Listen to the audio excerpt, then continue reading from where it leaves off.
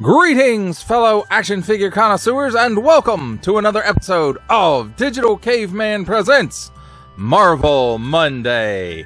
I, as always, am your host, the Digital Caveman, and today I will be presenting you with the Marvel Legends series Iron Man Retro Carded Iron Man Model 20. Let's get into it!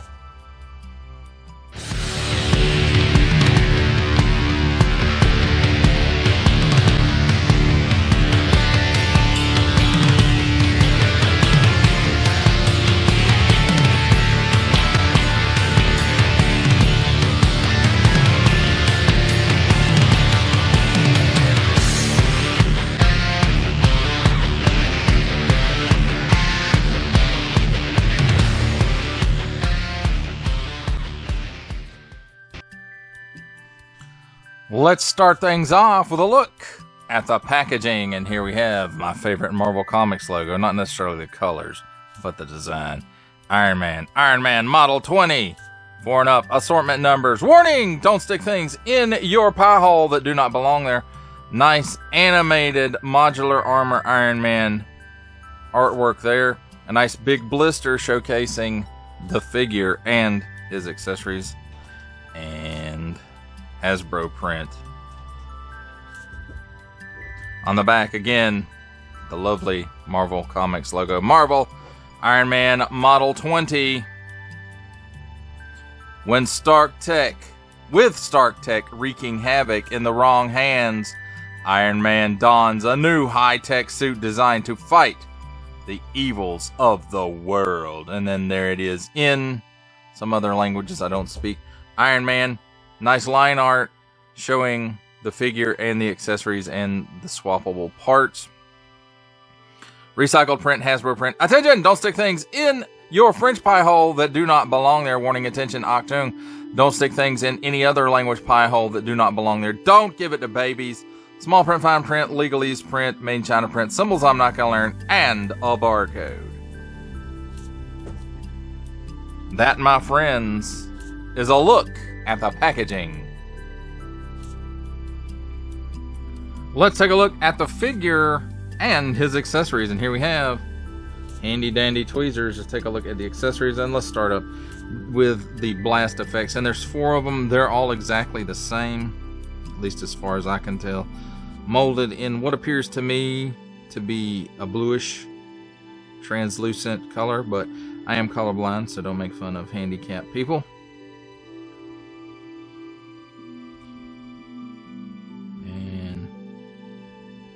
Again, like I said, there's 4 of them. They're all the same.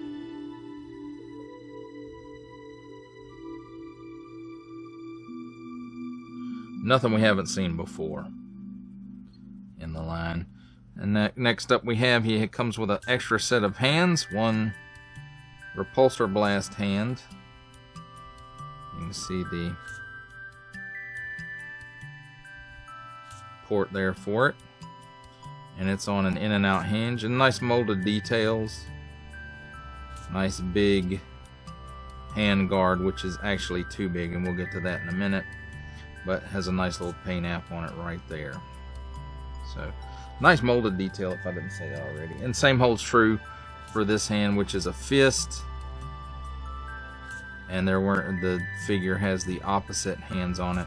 And again, nice molded detail. This could be some reuse, I'm not sure, and then just a different piece glued on the back of it.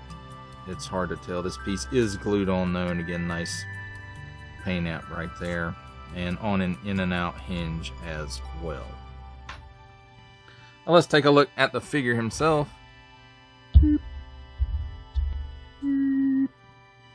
And I have to say, this looks pretty... It looks pretty cool. Definitely much cooler than the Toy Biz version of the Model 20 armor. And I have to say, out of all the Iron Mans that I own, this one has probably the most menacing looking, face on it. It kind of almost reminds me a little bit of Ultron. just a tad, not a whole bunch. I guess it has to do with these pieces that come down and then that goes up, and then the blank space in there. But it's really good, and it looks like this gold is a paint app, whereas a lot of the other gold might not necessarily be. Like in the torso here, it doesn't look like it is a paint app. It looks like the red is the paint app. And then we've got a nice, I don't know if it's a paint app or a tampo or a sticker, but that looks pretty nice for the Unibeam or arc reactor, whatever you want to call it. These pieces look to be molded in the gold plastic. This might actually be paint apps. I don't see any swirly twirly in it. And then, but for the most part, we've got a few paint apps and then a lot of just molded in plastic. The correct color plastic, rather. All of it is molded in plastic, of course. So, and overall, I have to say, this is a pretty cool looking figure of that armor design. Now, does it have some flaws in it? Yes, it does have some flaws in it. So let's talk about his articulation real quick. He can look up that far, and it looks like the head is on a ball and hinge, and then it looks like the neck is also a separate piece with a ball at the bottom, most likely. So he looks up that far, he looks down that far. He's got chicken neck. He's got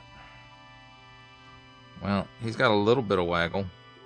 Is that neck straight? Yeah. So there is that.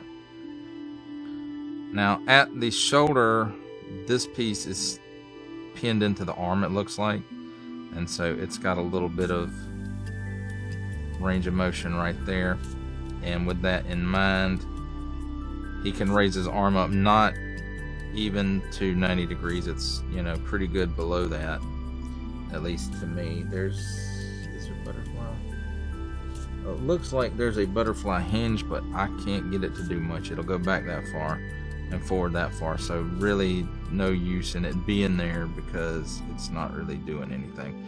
360 degrees at the shoulder of rotation, another 360 degrees of rotation at the upper bicep. Double hinged pinless elbow, and that actually gets a pretty good range of motion there.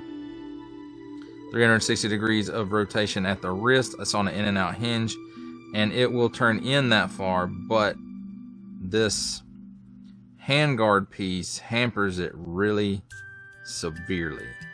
So you're not going to get very good repulsors out of that, and that's a darn shame.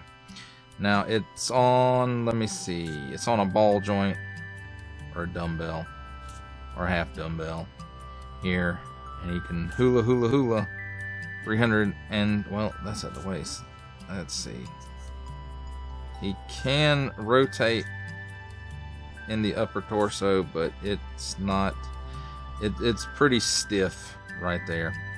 So he can lean back that far, and these are hindering that a little bit, but I think that's really about as far as it goes back, even without these wing pieces. He can bend forward that far, so that's good. And then I think I already showed he can lean left and right. Straight cut at the waist for a full 360 degrees of rotation. No articulation at the power pods like Extremis had, or Extremis, however you pronounce it. So there is that. A little disappointing, I think. He can give you that much of the splits. He can only kick forward that far, way below 90 degrees. And backwards, we'll call that 3/4 of a step maybe. Cut here at the upper thigh for a full 360 degree rotation. Double hinged pinless knee, and let's see, he gets about that much bend out of it, so not great, not super bad, but not great. Then at the ankle, this is holding it up, so it'll only tilt down that far, and in the front this piece kind of gets in the way, but it will tilt up that far. But you notice it is bending this piece out of the way. And then it does have a pin for rocker, but just the way that it's molded, it's just not getting much range of movement there. So there you have it, my friends. There is a look at the figure and his accessories. It's time for my favorite part of a review, comparisons. And here we have the Marvel Legends series Iron Man retro carded Iron Man Model 20 with the 2004 Toy Biz Marvel Legends Series 8, I think they called it Modern Armor Iron Man at the time, and the 2023 Marvel Legends Series Puff Adder Build-A-Figure Waves Extremis Iron Man.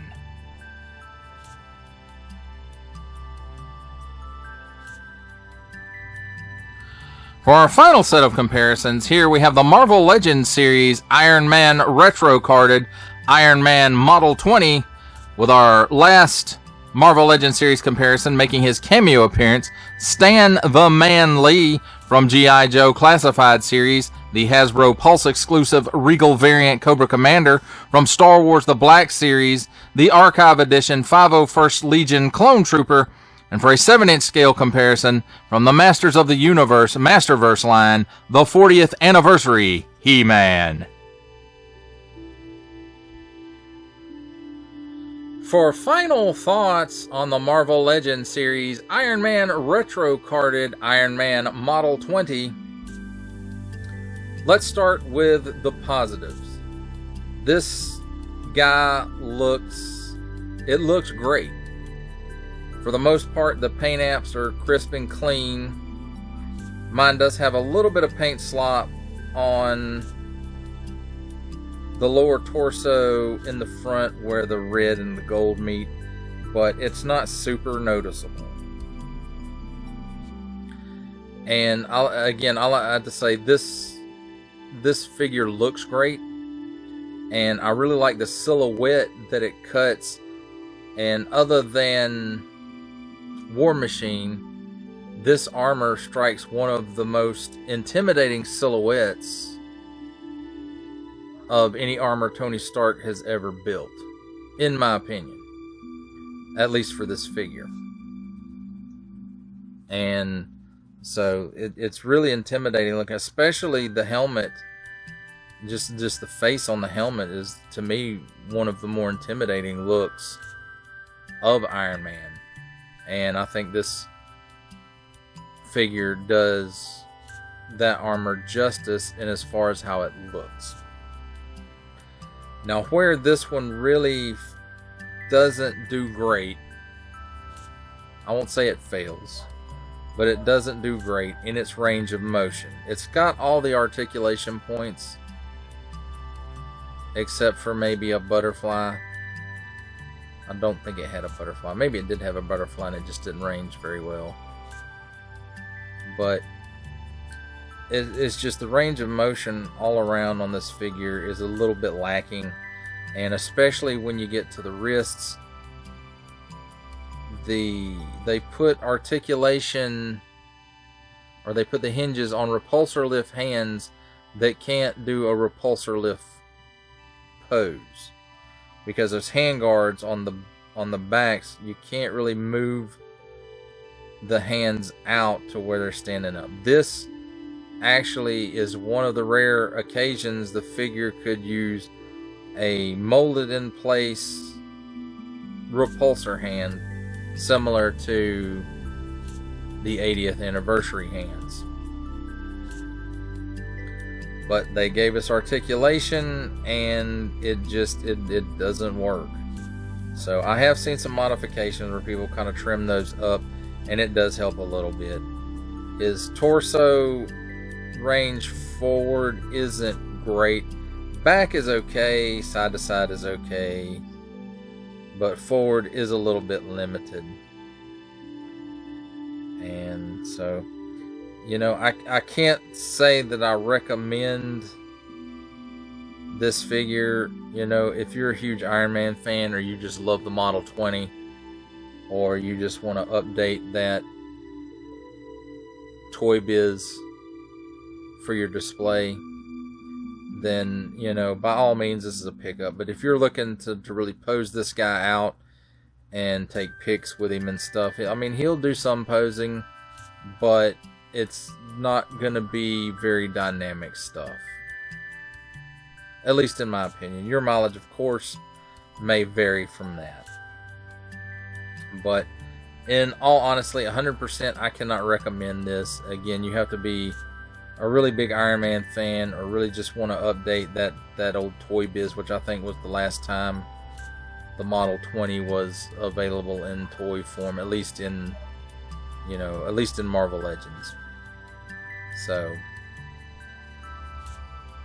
there's that. So if the limited range of movement doesn't bother you, then by all means pick this up. If you're just a big fan of this particular armor, or you just like this sculpt and paint job, then by all means it's for you. But again, if you're thinking about using this for dynamic toy photography without some modifications, it's not going to fit the bill for you.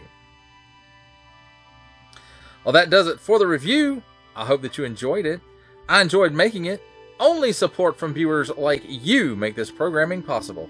Each view does count, and I do appreciate each and every single view that I receive. Thank you, and thank you so very, very much for supporting this channel through viewing. If you are interested in supporting my channel further, I'm now offering memberships at various tiers. Click the join button on my YouTube page, or check this video's description for the link and see if any membership offers are right for you, but only if you are in a position to do so. Comment below, like, share, subscribe if you would like to see more content, or just help the channel grow, or both, that's even better. And don't forget to ding that bell so that in the future you will be notified as my new content becomes available. That's a wrap, folks. I'll see you next time.